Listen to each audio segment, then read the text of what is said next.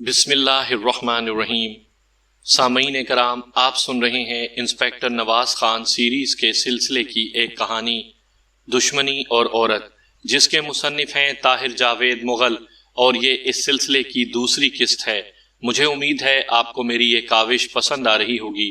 آپ نے اگر ابھی تک میرا چینل کہانی گھر سبسکرائب نہیں کیا تو ابھی میرے چینل کو سبسکرائب کر کے بیل نوٹیفیکیشن آن کر لیجئے تاکہ آنے والی ہر نئی کہانی کی اطلاع بر وقت آپ تک پہنچ سکے۔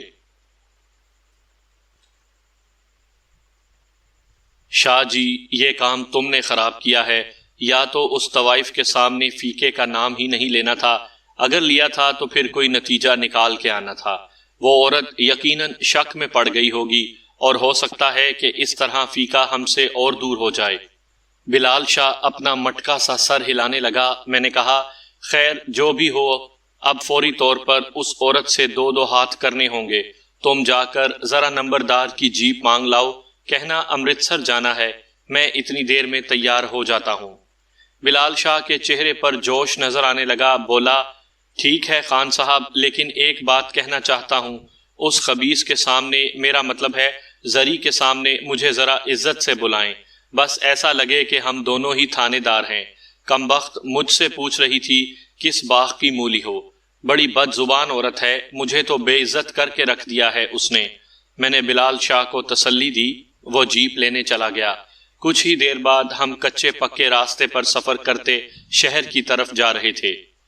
زری نامی اس طوائف کے گھر خاصا تماشا ہو گیا۔ ہم شام کے وقت وہاں پہنچے تھے، میں وردی میں تھا، میرے ساتھ بلال شاہ کے علاوہ ایک کانسٹیبل بھی تھا۔ ہم اوپر پہنچے تو ناچ گانے کی محفل جمی ہوئی تھی۔ سفید چادر پر ایک 30-32 سالہ طوائف رقص کر رہی تھی اور 8-10 تماشائی داد دینے میں مصروف تھے۔ ہمیں دیکھ کر طوائف نے قدم روکے اور ساز بھی چپ ہو گئے۔ چوڑی پجامے والی ایک بوڑھی نائکا نے آگے بڑھ کر ہماری غرض پوچھی۔ بلال شاہ اکڑا ہوا اور پھولا ہوا میرے ساتھ تھا۔ گرج کر نائکا سے بولا، اب کیوں بکری کی طرح میں کر رہی ہو؟ اسی طرح ہاتھ نچا کر بولو۔ نائکا ڈری ہوئی تھی۔ طوائف جو یقیناً زری تھی اب ہمارے پاس آ کھڑی ہوئی تھی، وہ بھی کافی سہمی ہوئی تھی۔ وہ خاصی اونچی لمبی اور پرکشش عورت تھی، بلکہ ذرا سی گنجائش کے ساتھ اسے لڑکی بھی کہا جا سکتا تھا۔ اس کی آنکھوں میں بلا کی جاذبیت تھی، عام طور پر اس درجے کی طوائفوں میں یہ چیز دیکھنے میں نہیں آتی۔ بلال شاہ نے اسے مخاطب کر کے کہا، اب کیوں منہ میں گھونگیاں ڈالے کھڑی ہو؟ پوچھو گی نہیں کس باغ کی مولی ہے؟ زری گھبراہٹ سے بولی، معاف کر دیں جی، غلطی ہو گئی، ہمیں کیا پتا تھا۔ وہ اپنے لہجے سے سمجھدار لگتی تھی، اتنی منہ پھٹ بھی نہیں تھی جتنی بلال شاہ نے مشہوری کرتی تھی۔ یقیناً اس جھگڑے میں کچھ قصور بلال شاہ کا بھی ہوگا، میں اس کی شیخی خوری اچھی طرح جانتا تھا۔ میں نے کہا، شاہ جی کیا خیال ہے، انہیں تھانے لے جانا ہے یا یہیں پوچھ گچھ کرنی ہے؟ تھانے لے جاؤ جی۔ بلال شاہ خطرناک لہجے میں بولا، یہاں ہماری بات کس کی سمجھ میں آنی ہے؟ بوڑھی نائکا نے بلال شاہ کے سامنے ہاتھ جوڑے، نہیں تھانے دار صاحب، ہماری بڑی بدنامی ہوگی، آپ نے جو پوچھنا ہے یہیں پوچھ لیں، ہم کچھ نہیں چھپائیں گے۔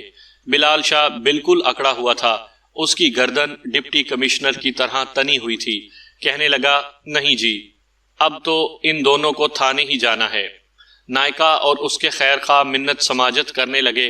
بلال شاہ کی ہوا اور بھی اونچی ہو گئی۔ اتنے میں ایک موٹا مشٹنڈا شخص پیچھے سے آیا اور اس نے بلال شاہ کی گردن پر ایسا مکہ مارا کہ وہ اوندھا گرتا گرتا بچا۔ اس کے ساتھ ہی کسی کی آواز آئی، پکڑو ان کو، یہ جعلی پولیس والے ہیں۔ ایک شخص نے عقب سے مجھے دبوچ لیا اور اٹھا کر پٹکنے کی کوشش کرنے لگا۔ چند لمحوں کے لیے تو میری سمجھ میں بھی کچھ نہیں آیا، پھر میں نے سنبھالا لیا اور خود سے لپٹنے والے شخص کو گھما کر ایک گول ستون سے دے مارا۔ اس وقت میں نے بلال شاہ کو ایک سازندے کی ٹکر کھا کر صوفے پر گرتے دیکھا۔ مجھے سچ مچ تاؤ آ گیا۔ میں نے تیزی سے ہاتھ پاؤں چلائے اور اپنے سامنے کے 2 گنڈوں کو روئی کی طرح دھنک دیا۔ ایک شخص میرے ہولسٹر سے ریوالور کھینچنے کے لیے جھپٹا، لیکن ریوالور اس سے پہلے ہی میرے ہاتھ میں پہنچ چکا تھا۔ یہی وہ وقت تھا جب شور و غل سن کر گلی سے 2 پولیس والے بھاگتے ہوئے اوپر پہنچ گئے۔ ان میں ایک حوالدار تھا، بلدیو سنگھ کے تھانے میں اس سے ملاقات ہو چکی تھی۔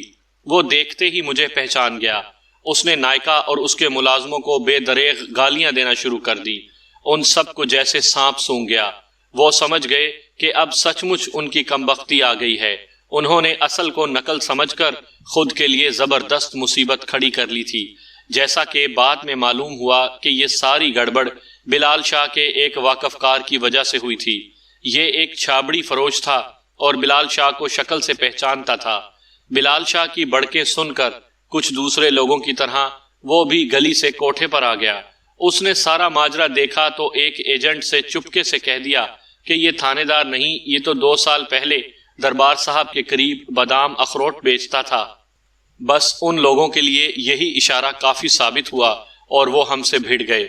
بلال شاہ کی ایک آنکھ بھی نیلی ہو چکی تھی، قمیص کا کندھا بھی ادھڑ گیا تھا۔ کسی نے سچ کہا ہے کہ آدمی کو زیادہ جھکنا چاہیے اور نہ ہی زیادہ اکڑنا۔ بہرحال اس مار کٹائی کا ایک فائدہ ضرور ہوا۔ نائکا، رقاصہ زری اور ان کے ساتھی بری طرح گھبرا گئے، اور جب کچھ دیر بعد ہم نے نائکا اور زری سے علیحدہ کمرے میں پوچھ گچھ کی تو انہوں نے سب کچھ صاف صاف بتا دیا۔ میں نے زری سے تنہائی میں بھی کچھ دیر بات چیت کی۔ اس بات چیت کے نتیجے میں رقاصہ زری نے اعتراف کیا کہ وہ رفیق عرف فیقے کو اچھی طرح جانتی ہے اور وہ 2 ہفتے پہلے تک اس کے پاس آتا رہا ہے۔ اس نے تفصیل بتاتے ہوئے کہا، فیقے سے میری پہلی ملاقات آج سے کوئی 4 ماہ پہلے ہوئی تھی۔ وہ بھی دوسرے تماشائیوں کی طرح گانا سننے آیا تھا۔ اس کی داڑھی بڑی ہوئی تھی اور وہ نشے میں تھا۔ گانے کے دوران اچانک اسے نہ جانے کیا ہوا کہ وہ چلاتا ہوا مجھ پر جھپٹ پڑا۔ اس نے مجھے نیچے گرا دیا اور دیکھتے ہی دیکھتے کئی جگہوں سے میرا لباس پھاڑ دیا۔ میں اس اچانک افتاد پر رونے چلانے لگی۔ کمرے میں موجود لوگوں نے مجھے بامشکل اس کے چنگل سے بچایا۔ وہ دیوانوں کی طرح چیخ رہا تھا اور مجھے گالیاں دے رہا تھا۔ ہمارے بندوں نے اسے بری طرح مارا۔ وہ اسے سیڑھیوں سے نیچے پھینک دینا چاہتے تھے، لیکن مجھے اس پر ترس آ گیا۔ میں دیکھ رہی تھی کہ وہ اپنے ہوش و حواس میں نہیں ہے۔ ہوش و حواس میں کوئی ایسی حرکت کب کرتا ہے؟ مجھے اندازہ ہوا کہ اس کی اس حرکت کے پیچھے کوئی دکھی کہانی ہے۔ میں نے نہ صرف اسے بچا لیا بلکہ مرہم پٹی بھی کروائی۔ اس کا لباس پھٹ چکا تھا، اسے نیا لباس دیا۔ وہ 2 دن ہمارے گھر رہا، پھر اکثر یہاں آنے لگا۔ اس کی زبانی مجھے پتا چلا کہ وہ کسی لڑکی سے بے پناہ محبت کرتا تھا۔ اس کا نام لے لے کر جیتا تھا اور اس سے شادی کرنا چاہتا تھا، لیکن وہ بے وفا نکلی اور شادی سے چند روز پہلے اسے دھوکہ دے کر کہیں چلی گئی۔ مجھے فیقہ کی حالت پر بڑا رحم آتا تھا۔ وہ عام عاشقوں سے مختلف تھا، اس کی چوٹ بھی کافی گہری محسوس ہوتی تھی۔ محبوبہ کی بے وفائی کسی پل اسے چین نہیں لینے دیتی تھی۔ محبت میں ناکامی کے بعد اسے دنیا کی ہر عورت سے نفرت ہو چکی تھی۔ میں بڑا بول نہیں بولتی، لیکن یہ سچ ہے کہ اگر ان دنوں میں اسے سنبھالا نہ دیتی تو وہ ضرور خونی بن جاتا اور اس کے ہاتھوں سب سے پہلے کسی عورت کا ہی خون ہوتا۔ وہ اندر سے ٹوٹ پھوٹ چکا تھا۔ اس کی حالت اس بچے کی سی تھی جو وارثوں سے بچھڑ کر بھرے میلے میں کھو گیا ہو۔ میرے پاس کبھی کبھار سردار پور گاؤں کا نمبردار چودھری جمال آیا کرتا ہے۔ کوئی 2 مہینے پہلے کی بات ہے، ایک شام وہ آیا تو فیقہ نشے میں دھت میری ڈیوڑی میں پڑا تھا۔ نشے میں وہ بار بار نوراں کا نام پکار رہا تھا اور الٹے سیدھے شعر پڑھ رہا تھا۔ نوراں کا نام سن کر چودھری جمال ٹھٹک گیا۔ اس نے فیقے سے پوچھا کہ وہ کس نوراں کی بات کر رہا ہے۔ فیقہ ترنگ میں اسے اپنی کہانی سنانے بیٹھ گیا۔ فیقے کی باتیں سنتے ہوئے جمال کے چہرے پر کئی رنگ آ کر گزر گئے۔ صاف اندازہ ہو رہا تھا کہ وہ بھی نوراں کو جانتا ہے۔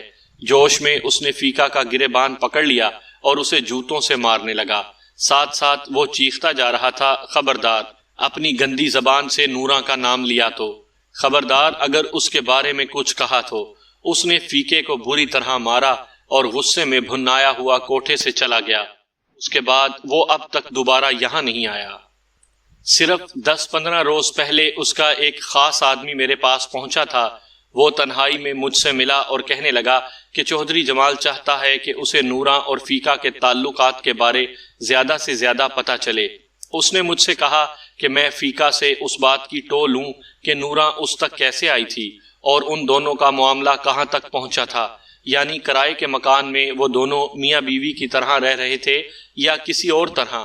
میں نے جمالے کے آدمی سے صاف کہہ دیا کہ میں ایسے کام نہیں کیا کرتی اور میرے لیے ہر گاہک ایک جیسا ہے۔ جمالے کا آدمی ناراض ہو کر واپس چلا گیا۔ اس واقعے کے 2-3 دن بعد فیکا نے بھی میرے پاس آنا چھوڑ دیا۔ اب مجھے اس کے بارے کچھ پتہ نہیں۔ زری کی روداد بے حد اہم تھی۔ اس نے جمال عرف جمالے کا نام لے کر میری بہت سی مشکلیں آسان کر دی تھی۔ اب یہ بات بھی سمجھ میں آ رہی تھی کہ فیکے نے زری کے پاس آنا کیوں چھوڑ دیا ہے اور وہ کس چکر میں پڑ گیا ہے۔ میں اپنے طور پر واقعات کا ایک خاکہ سا بنا سکتا تھا۔ یقینی بات تھی کہ جمالے کے رویے نے فیکے کو شک میں ڈال دیا ہوگا۔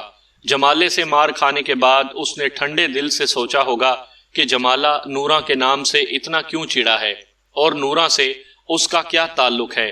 اس نے کسی طرح کھوج لگا لیا ہوگا کہ جمالہ کون ہے اور کہاں رہتا ہے۔ ممکن ہے کہ زری بائی کے کسی آدمی نے اسے جمالے کے سارے کوائف بتا دیے ہوں۔ بعد ازاں میرا یہ قیافہ درست نکلا۔ فیکے کو جمالے کا پتہ ٹھکانہ بتانے والا ایک ستار نواز شریف خان کالیا تھا۔ کوائف معلوم کرنے کے بعد فیکا اپنی بے وفا محبوبہ کو ڈھونڈتا پوچھتا چودھری جمالے کے علاقے میں جا پہنچا۔ یہاں قسمت نے اس کا ساتھ دیا، اسے 1-2 ساتھی مل گئے۔ یہ بھی ہو سکتا تھا کہ وہ شہر سے ہی 4 آوارہ گرد لے گیا ہو۔ یہ لوگ گھات لگا کر اللہ وسائی کے مکان کے پچھواڑے بیٹھ گئے اور موقع ملتے ہی نوراں کو لے اڑے۔ اب مجھے یہ سمجھ بھی آ رہی تھی کہ جمالہ اتنے یقین سے فیکا کو اغوا کا مجرم کیوں ٹھہرا رہا تھا۔ در حقیقت وہ ایک فاش غلطی کر چکا تھا۔ وہ جانتے بوجھتے بھی فیکا نوراں کا عاشق نامراد ہے اور اس کی دید کے لیے بری طرح تڑپ رہا ہے۔ اس نے خوامخواہ اس سے ٹکر لی اور اسے مار پیٹ کر اپنے پیچھے لگا لیا۔ اگر وہ زری کے بالا خانے میں جوش کھا کر فیکے سے نہ الجھتا تو شاید فیکا کبھی نوراں تک نہ پہنچ سکتا۔ میں سردار پور اپنے تھانے میں موجود تھا کہ چوہدری جمال آ دھمکا۔ ہاں جی تھانے دار صاحب، کچھ پتہ چلا؟ نہیں، میں نے رکھائی سے کہا اور ایک فائل پر لکھنے میں مصروف ہو گیا۔ جمالے کا ماتھا ٹھنکا۔ کیا بات ہے نواز صاحب، آپ کچھ آوازار سے لگ رہے ہیں؟ میں نے کہا آوازار تو نہیں، تم بتاؤ کیا کام ہے؟ وہ بولا سرکار آج 15 دن ہو گئے ہیں، آخر کب پتہ چلائیں گے آپ مجرم کا؟ میں نے کہا تو 15 دن کی بات کر رہا ہے، 15 سال میں بھی کچھ پتہ نہیں چلے گا۔ بہتر یہ ہے کہ تم خود ہی ڈھونڈ لو لڑکی کو بھی اور اٹھانے والوں کو بھی۔ تمہیں شوق بھی ہے نئے نئے پھڈے ڈالنے کا۔ وہ سمجھ گیا کہ میرا موڈ اگر خراب ہے تو اس کی کوئی وجہ ہے۔ فوراً چاپلوسی پر اتر آیا۔ وہ جانتا تھا کہ فیکا غائب ہے اور اسے پولیس ہی ڈھونڈ سکتی ہے۔ گاؤں کا معاملہ ہوتا تو شاید وہ سنبھال لیتا، لیکن فیکا لڑکی کو شہر لے گیا تھا تو وہاں اس کی نمبرداری کیا کر سکتی تھی؟ اس کی چاپلوسی کے جواب میں نے اپنا خشک رویہ برقرار رکھا۔ وہ سیدھا ہو گیا، منت سماجت کرنے لگا۔ میں نے 2 ٹوک الفاظ میں کہا جمالے یا تو مجھے سب کچھ صاف صاف بتاؤ یا پھر آرام سے حویلی میں بیٹھو، جب پتہ چل جائے گا نوراں کا تمہیں بتا دوں گا۔ وہ کہنے لگا میں نے آپ سے کیا چھپایا ہے؟ میں نے کہا تم نے چھپایا ہی نہیں، جھوٹ بھی بولا ہے اور اب بھی بول رہے ہو۔ پھر میں نے اسے تفصیل سے بتایا کہ رقاصہ زری کے کوٹھے سے مجھے کیا کچھ معلوم ہوا ہے اور دوسرے لوگوں کے بیانات سے کیا نتیجہ نکلتا ہے۔ میں نے اس سے صاف کہا کہ مجھے شک ہے کہ نوراں اپنی مرضی سے اس کے ساتھ نہیں آئی تھی بلکہ وہ اسے مجبور کر کے لایا تھا۔ میں نے اندھیرے میں تیر چھوڑا تھا لیکن نشانے پر لگا۔ میرے اندازے نے جمالے کو سمجھا دیا کہ میں کافی کچھ جانتا ہوں۔ وہ کچھ ڈاواں ڈول سا نظر آنے لگا۔ میں نے لوہا گرم دیکھا تو ایک اور ضرب لگائی۔ اگر تم کہو تو میں نوراں کی اس سہیلی کو سامنے لے آؤں جس نے یہ سب کچھ بتایا ہے۔ وہ دانت پیس کر بولا مجھے معلوم ہے یہ سب اسی اصغری کا کام ہے۔ میں اصغری نامی اس لڑکی کو جانتا تک نہیں تھا، پوچھ گچھ تو دور کی بات ہے۔ بہرحال جمالہ اپنی بے وقوفی سے خود بخود جال میں آ رہا تھا۔ میں نے ٹھوس لہجے میں کہا جمالے لیکن ایک بات دھیان میں رہے، تم نے اصغری کے ساتھ کوئی اونچ نیچ کی تو میں خاموش نہیں رہوں گا، پھر بات بڑی دور تک جائے گی۔ جمالہ ایک کڑوا سا گھونٹ بھر کر رہ گیا، تب اس نے ایک گہری سانس لی جیسے مجھے سب کچھ بتانے کا فیصلہ کر لیا ہو۔ میں دل ہی دل میں خدا کا شکر ادا کرنے لگا کہ ایک راستہ آپوں آپ سیدھا ہو گیا ہے۔ جمالے نے کہا خان صاحب یہ سچ ہے کہ نوراں فیکا کے گھر سے بھاگ کر نہیں آئی تھی، لیکن یہ بھی غلط ہے کہ میں اسے زبردستی لایا تھا۔ میں ایک تاریخ بھگتنے شہر گیا ہوا تھا۔ کچہری سے فارغ ہو کر میں کچھ چیزیں خریدنے کے لیے بازار چلا گیا۔ وہیں میں نے نورا کو دیکھا۔ وہ ایک دکان سے زنانہ کپڑا خرید رہی تھی۔ اس نے بھی مجھے دیکھ لیا۔ ہم حیران پریشان اپنی اپنی جگہ پر کھڑے رہ گئے۔ میرے دماغ میں آ ہی نہیں سکتا تھا کہ اس جگہ اس طرح نورا سے ملاقات ہو جائے گی۔ وہ سکتے میں تھی۔ میں اسے ساتھ لے کر ایک باغیچے میں چلا گیا۔ وہاں ہم کوئی 1.5 گھنٹہ بیٹھے رہے۔ نورا نے مجھے بتایا کہ وہ رفیق نامی ایک شخص کے پاس پھنس گئی ہے اور وہ اس سے شادی کرنا چاہتا ہے۔ میں نے نورا کے تمام حالات سننے کے بعد اسے سمجھایا بجھایا اور وہ وہیں سے میرے ساتھ جانے پر راضی ہو گئی۔ میں اسے لے کر گاؤں آ گیا۔ وہ جیسی بھی تھی میں اس سے شادی کرنے پر تیار تھا، لیکن اسی دوران زری کے گھر اتفاقاً میری مٹبھیڑ فیکے سے ہو گئی۔ اس کے نام سے نورا کا نام سن کر میں خود پر قابو نہ رکھ سکا۔ ہمارے درمیان جھگڑا ہو گیا اور میں خاموشی سے گاؤں واپس آ گیا۔ اس کے بعد میں کبھی شہر نہیں گیا، لیکن ہونی ہو کر رہتی ہے۔ کتے کا بچہ رفیق مجھے پوچھتا پاچھتا گاؤں پہنچ گیا۔ یہاں ایک روز اتفاق سے میں نے اسے دیکھ لیا۔ مجھ سے غلطی ہوئی، میں نے تھانے میں اطلاع نہیں دی۔ میں نے اپنے بندوں سے کہا کہ اس کی تھوڑی سی ٹھکائی کر دیں تاکہ وہ ڈر کر یہاں سے چلا جائے۔ میرے بندوں نے میرے کہنے پر عمل کیا، لیکن وہ بڑا ڈھیٹ ثابت ہوا۔ کوئی سبق حاصل کرنے کے بجائے اس نے 2 ہی روز بعد نورا کو گھر سے اغوا کر لیا۔ میرے ذہن میں اچانک دھماکے سے ہونے لگے۔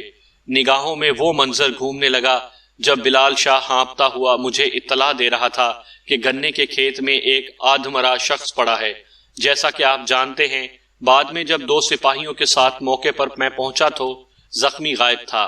میری چھٹی حس کہہ رہی تھی کہ وہی شخص فیکا تھا جسے جمالے نے اپنے بقول تھوڑی سی ٹھکائی کروا کے وہاں پھینکا تھا۔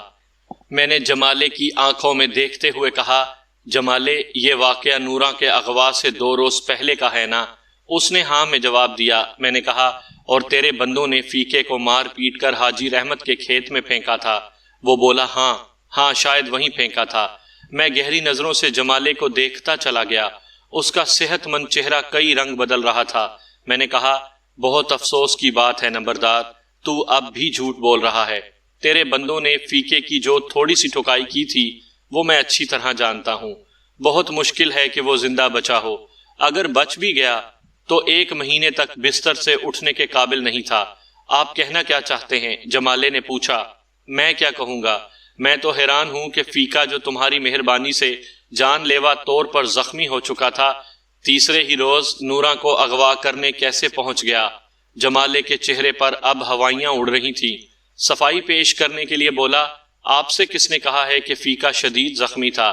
میں نے انگلی اٹھا کر کہا، جمالے، اب زیادہ باتیں نہ بناؤ، میں تمہارا بہت لحاظ کر رہا ہوں۔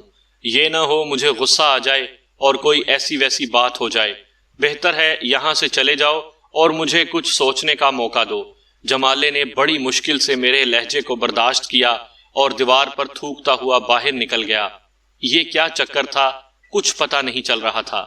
جمالہ بار بار جھوٹ بول رہا تھا اور اب مجھے اس پر بالکل اعتبار نہیں رہا تھا۔ دوسری طرف یہ بات بھی ظاہر تھی کہ نورا اغوا ہوئی ہے۔ یہ کس کا کام تھا؟ فیکا کا کوئی ساتھی تو اب تک سامنے ہی نہیں آیا تھا کہ جس پر شبہ کیا جا سکتا۔ عین ممکن تھا کہ یہ کوئی اور ہی معاملہ ہو۔ فیکا اور جمالے کے علاوہ بھی نورا کا کوئی چاہنے والا ہو سکتا تھا۔ میں انہی سوچوں میں گم تھا۔ اب یہ بات سامعین بھی سمجھ گئے ہوں گے کہ جمالے نے مجھ سے زری بائی کے کوٹھے پر پیش آنے والا واقعہ کیوں چھپایا تھا۔ در حقیقت اس نے اپنے ساتھیوں کے ساتھ مل کر فیکے کو بری طرح مارا تھا۔ شاید وہ اپنی طرف سے اسے قتل ہی کر آئے تھے۔ یہی وجہ تھی کہ اس نے مجھ پر یہ ظاہر کیا تھا کہ وہ فیکے کو شکل سے جانتا تک نہیں۔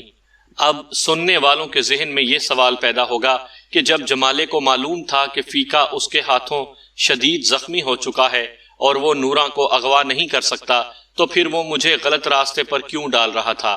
بار بار یہ کیوں کہہ رہا تھا کہ مجرم فیکا ہی ہے؟ کیا اسے اس بات پر کوئی غرض نہیں تھی کہ نورا واپس مل جائے؟ اصل بات یہ تھی کہ جمالے کو خود بھی سمجھ نہیں آ رہی تھی کہ یہ ہوا کیا ہے۔ زخمی رفیق کا یوں اچانک موقع واردات سے غائب ہو جانا اسے الجھن میں ڈال رہا تھا۔ وہ سوچ رہا تھا ہو سکتا ہے فیکا اتنا زخمی نہ ہوا ہو جتنا انہوں نے سمجھا تھا، یا اس کے کچھ اور ساتھی بھی ہوں جو اسے اٹھا کر لے گئے ہوں اور انہوں نے ہی بعد میں نورا کو اغوا کر لیا ہو۔ کیونکہ فیکا اس کا رقیب تھا، اس لیے وہ سوچ ہی نہیں سکتا تھا کہ نورا کے اغوا میں اس کے بجائے کسی اور کا ہاتھ ہے۔ اس کی عقل گھوم پھر کر فیقے ہی کی طرف جا رہی تھی۔ یہ اسی روز شام کا واقعہ ہے۔ میں تھانے کے کمرے میں بیٹھا تھا۔ کمرے کی ایک کھڑکی گلی میں کھلتی تھی۔ اچانک کہیں قریب سے شور سنائی دیا، شاید کوئی جھگڑا ہو رہا تھا۔ اتنے میں ایک سنتری بھاگتا ہوا آیا۔ اس نے آواز دی کہ کسی نے نورا کے بھائی سدھو کو چھری مار دی ہے، وہ گلی میں پڑا تڑپ رہا ہے۔ میں بھاگم بھاگ موقع پر پہنچا۔ وقوعہ تھانے سے کوئی 2 فرلانگ کے فاصلے پر تھا اور مجھے مجرم کی دیدہ دلیری پر حیرانی ہو رہی تھی۔ جب میں وہاں پہنچا تو سدھو کو چارپائی پر ڈالا جا رہا تھا۔ اس کی حالت دیکھتے ہی میں سمجھ گیا کہ اسے ہسپتال پہنچانے کی ضرورت نہیں، وہ آخری دموں پر تھا۔ ہمارے دیکھتے ہی دیکھتے اس نے چند ہچکیاں لیں اور راہ عدم ہو گیا۔ گلی میں کوہرام مچ گیا اور ایک عورت چیخ چیخ کر کہہ رہی تھی کہ سدھو کو مارنے والا راجپال سنگھ ہے۔ راجپال سنگھ کا نام سنتے ہی میرے دماغ میں خطرے کی بے شمار گھنٹیاں بجنے لگیں۔ راجپال علاقے کا مشہور گنڈا تھا۔ اسے چودھری شیر علی کا پالتو کتا بھی کہا جاتا تھا اور چودھری شیر علی اس علاقے کا سب سے بڑا زمیندار تھا۔ وہاں پر موجود ایک دوسرے شخص نے روتے ہوئے بتایا، میں سب کچھ دیکھ رہا تھا جی۔ سدھو مجھ سے پرانے کاغذوں کے بدلے کھیلاں پتیسے لے کر کھا رہا تھا۔ راجپال سنگھ وہاں سے گزر رہا تھا۔ اچانک سدھو کے حلق سے عجیب سی آواز نکلی اور وہ بھاگ کر راجپال سنگھ پر جا پڑا۔ اس نے راجپال کا جوڑا مٹھیوں میں جکڑ لیا اور اسے نیچے گرانے کی کوشش کرنے لگا۔ ساتھ ساتھ وہ چیخ رہا تھا، نورا نورا۔ راجپال بہت زیادہ گھبرا گیا اور بھاگنے کے لیے ہاتھ پاؤں مارنے لگا، مگر سدھو اسے جونک کی طرح چمٹ گیا۔ وہ بار بار دانتوں سے اسے کاٹ بھی رہا تھا۔ راجپال کو جب اپنی جان چھوٹتی نظر نہ آئی تو اس نے چھری نکال لی۔ اس نے سدھو کو چھری سے ڈرایا، مگر جب اس نے اسے چھوڑا نہیں تو اس نے چھری مار دی۔ سخت زخمی ہو کر بھی سدھو اس کے ساتھ ساتھ گھسٹتا رہا۔ یہ دیکھیے خون کے نشانات۔ چھابڑی فروش نے مجھے زمین پر خون کے دھبے اور پاؤں گھسٹنے کے نشانات دکھائے۔ اس نے انگلی سے اشارہ کیا اور بولا، وہاں اس نکڑ پر جا کر سدھو گر گیا اور راجپال سنگھ کھیتوں کی طرف بھاگ گیا۔ موقع پر موجود ہر شخص کی آنکھوں میں آنسو تھے، سب افسردہ تھے، وہ بھی جنہوں نے یہ منظر اپنی آنکھوں سے دیکھا تھا اور وہ بھی جو میری طرح دیر سے پہنچے تھے۔ ایک مخبوط الحواس لیکن باہمت نوجوان نے وہ کام کیا تھا جو ہم سب مل کر نہیں کر سکتے تھے۔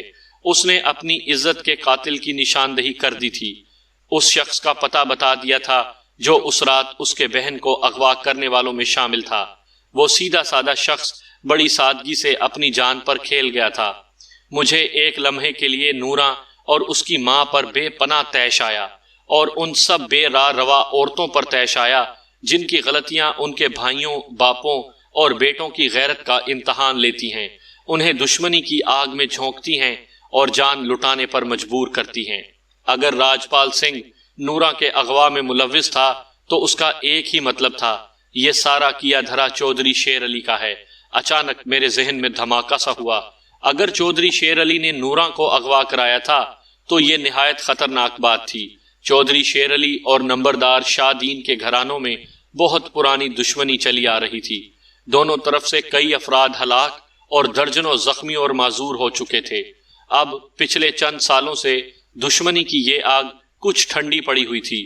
دونوں پارٹیوں نے بااثر افراد کے سمجھانے بجھانے پر یہ خاموشی اختیار کر رکھی تھی، لیکن اب یہ خاموشی ایک خوفناک دھماکے سے ٹوٹ سکتی تھی۔ میں نے سوچا کہ مجھے فوراً بڑے نمبردار یعنی جمالے کے باپ شاہ دین سے ملنا چاہیے۔ میں نے ASI فرزند علی کو لاش کے پاس چھوڑا اور تیز قدموں سے نمبرداروں کی حویلی کی طرف بڑھا۔ ابھی میں حویلی سے 100 گز دور تھا کہ 15-20 مسلح گھڑ سوار حویلی کے پھاٹک سے برآمد ہوئے اور سر پٹ گھوڑے دوڑاتے کھیتوں کی طرف نکل گئے۔ ان گھڑ سواروں میں سب سے آگے جمالہ تھا۔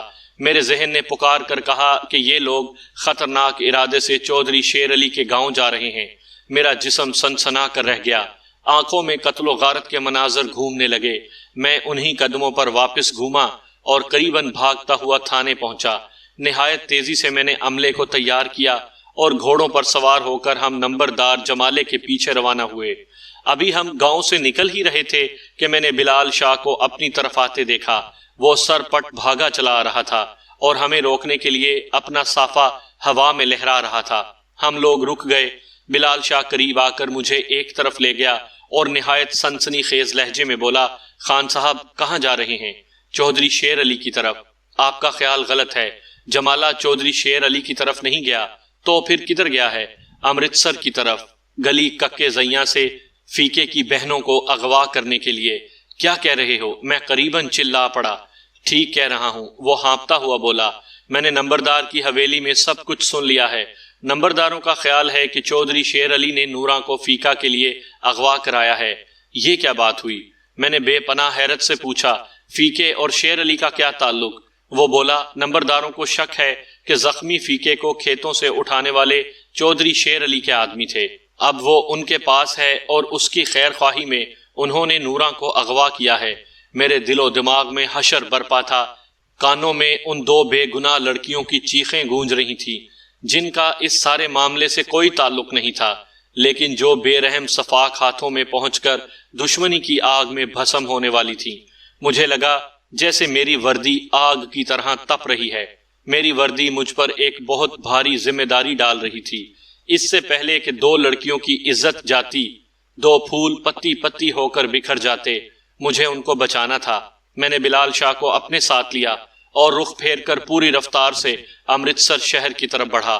قریباً 2 فرلانگ آگے جا کر مجھے اچانک خیال آیا کہ اگر اغوا شدہ نوراں چودھری شیر علی کی حویلی میں تھی تو اس کا کچھ کرنا چاہیے۔ یہ نہ ہو کہ چودھری شیر علی ہماری واپسی سے پہلے اسے کہیں غائب کر دے۔ میں نے گھوڑا روک کر بلال شاہ کو واپس گاؤں جانے کی ہدایت کی اور اس کے ذریعے اپنے ASI فرزند علی کو حکم دیا کہ وہ سدھو کی لاش سنبھال کر فوراً شیر علی کی حویلی کا رخ کرے اور اس سے نوراں کے بارے میں پوچھ گچھ کرے۔ اس کام سے فارغ ہو کر ہم نے اپنے گھوڑے ایک بار پھر امرتسر کی طرف بھگا دیے۔ پہلے کچے اور پھر پکے راستے پر سفر کرتے ہم کوئی 1.5 گھنٹے میں امرتسر کے اندر داخل ہو گئے۔ محلے ککے زیاں پہنچے تو ایک گلی سے پولیس کی جیپ نکلتی نظر آئی۔ ڈرائیونگ سیٹ پر انسپیکٹر بلدیو سنگھ بیٹھا تھا۔ ہمیں گھوڑوں پر سوار دیکھ کر وہ ٹھٹک گیا۔ میرے گھوڑے کے قریب پہنچ کر اس نے بریک لگائے۔ بلدیو سنگھ کا چہرہ دیکھتے ہی میں سمجھ گیا کہ کوئی گڑبڑ ہو چکی ہے۔ کہاں جا رہے ہو بلدیو؟ میں نے پوچھا۔ اس نے تیزی سے کہا، نواز خان، اس حرام زادے عبد الکریم کی کڑی اغوا ہو گئی ہے، کوئی 10 منٹ پہلے کی بات ہے۔ میرا خیال ہے کہ تمہارے گاؤں کے نمبردار کا کام ہے، اس کے پیچھے جا رہا ہوں۔ میں نے فوراً گھوڑا چھوڑا اور بلدیو سنگھ کے ساتھ جیپ میں بیٹھ گیا۔ جیپ میں عملے کے 4 مسلح آدمی موجود تھے۔ ہم پوری تیز رفتاری سے مشرق کی جانب روانہ ہوئے۔ میں نے پوچھا، کوئی سراغ ملا؟ بلدیو نے کہا، ابھی تو یہی سراغ ہے کہ وہ جلندر روڈ کی طرف نکلے ہیں۔ ہم کوئی 5 منٹ بعد شہر سے باہر تھے۔ ہماری جیپ دیکھ کر 2 آدمیوں نے ہمارا راستہ روک لیا۔ 10-15 اور راہگیر بھی یہاں ٹولیوں کی صورت میں کھڑے تھے۔ وہ جیپ کے گرد جمع ہو گئے۔ ایک شخص نے کہا، جناب 3-4 منٹ پہلے یہاں بڑی گڑبڑ ہو گئی ہے۔ میں نے سوالیہ نظروں سے اس کی طرف دیکھا۔ وہ بولا، جناب 10-12 گھڑ سوار وہ سامنے والے چوک میں رکے۔ انہوں نے ایک لڑکی کو گھوڑے پر بٹھا رکھا تھا۔ لڑکی بری طرح ہاتھ پاؤں مار رہی تھی۔ اس کے منہ میں کپڑا دے کر مفلر باندھ رکھا تھا۔ وہ اس سامنے والی دکان کے پاس ایک کالے رنگ کی جیپ کھڑی تھی۔ گھڑ سواروں نے لڑکی کو گھوڑے سے اتار کر جیپ میں ڈال لیا اور آنن فانن لے کر چلے گئے۔ کس طرف گئے ہیں؟ بلدیو نے تیزی سے پوچھا۔ لوگوں نے دائیں جانب ایک پختہ سڑک کی طرف اشارہ کر دیا۔ میں نے غور سے دیکھا، سڑک پر کیچڑ آلود ٹائروں کے نشانات موجود تھے۔ ہم نے جیپ آگے بڑھائی اور پوری رفتار سے مجرموں کے تعاقب میں چل دیے۔ کوئی 4 میل جلندر کی طرف سفر کرنے کے بعد ہمیں ایک دوراہا نظر آیا۔ ایک سڑک جلندر کی طرف نکل جاتی تھی اور دوسری بائیں طرف ایک موڑ کاٹتی ہوئی مضافاتی علاقے کی طرف چلی جاتی تھی۔ یہاں پہنچ کر ہم رک گئے۔ کچھ سمجھ نہیں آئی کہ کدھر کا رخ کریں۔ زیادہ امکان یہی تھا کہ وہ لوگ بائیں طرف والی سڑک پر گئے ہوں گے۔ کچھ سوچ بچار کے بعد ہم نے بھی یہی سڑک اختیار کی۔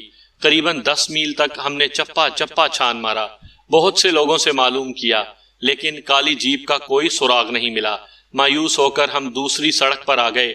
یہاں صرف ایک شخص نے بتایا کہ اس نے کالے رنگ کی ایک جیپ دیکھی تھی جو بڑی رفتار سے لہراتی ہوئی جا رہی تھی۔ ہم نے سڑک سے پھوٹنے والے کچے راستوں پر ٹائروں کے نشان وغیرہ دیکھنے کی بہت کوشش کی، لیکن کامیابی نہیں ہوئی۔ مایوس اور نامراد ہم امرتسر واپس آ گئے۔ بوڑھے عبد الکریم کے گھر پہنچے تو وہاں صف ماتم بچھی ہوئی تھی۔ بیٹی کا اغوا شریف والدین کے لیے موت سے کم نہیں ہوتا۔ عبد الکریم نے روتے ہوئے کہا، اس کتے نے ہمیں برباد کر کے رکھ دیا ہے۔ نہ وہ دوسروں کی عزت کو میلی نظروں سے دیکھتا، نہ آج اس کی اپنی عزت نیلام ہوتی۔ میں سمجھ گیا کہ عبد الکریم اپنے بیٹے فیقے کو کوس رہا ہے، اور اس کی بات کسی حد تک ٹھیک بھی تھی۔ یہ سارا چکر نورا کی وجہ سے ہی چلا تھا۔ نامعلوم غنڈوں سے نورا کی عزت بچانے کے بعد فیقے نے اسے اپنے گھر میں رکھ لیا تھا۔ بعد ازاں وہ خاموشی سے چودھری جمالے کے پاس چلی گئی۔